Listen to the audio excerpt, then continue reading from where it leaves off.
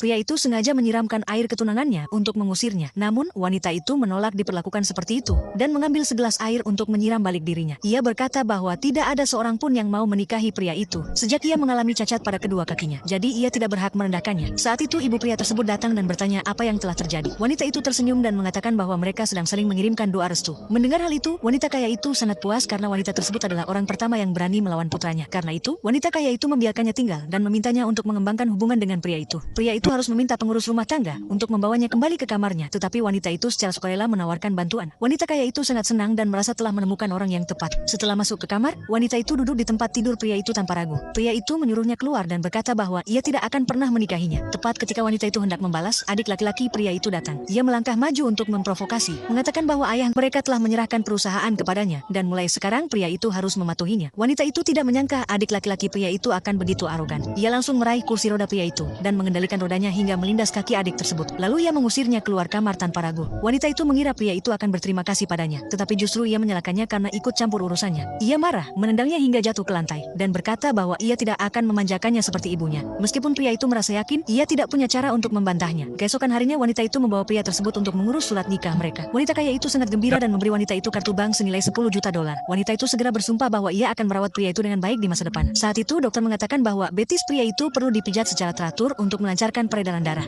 Maka wanita itu mulai belajar cara memijat pria tersebut. Melihat kesungguhan wanita itu, pria tersebut sedikit tersentuh, tetapi enggan mengakuinya dan sengaja berkata bahwa ia tidak merasakan apapun dari pijatannya. Mendengar itu, wanita itu langsung menyentuh pahanya, membuat pria itu segera menangkap tangannya dengan panik. Ketika wanita kaya itu melihat interaksi mereka, ia merasa sangat lega. Suatu hari, wanita itu menemukan bahwa mantan pacar pria itu datang ke rumah. Mantan pacar itu berkata bahwa wanita tersebut sama sekali tidak pantas baginya dan ingin mereka bercerai. Pria itu segera menyuruhnya pergi. Wanita itu terkejut dan tidak menyangka pria itu akan membelanya. Ia berjalan mendekat dan menyuruh mantan pacar itu pergi segera bersama anjingnya. Namun mantan pacar itu sengaja melepaskan tali anjing tersebut. Melihat anjing itu hendak menggigit pria itu, wanita tersebut segera berdiri di depannya untuk melindunginya.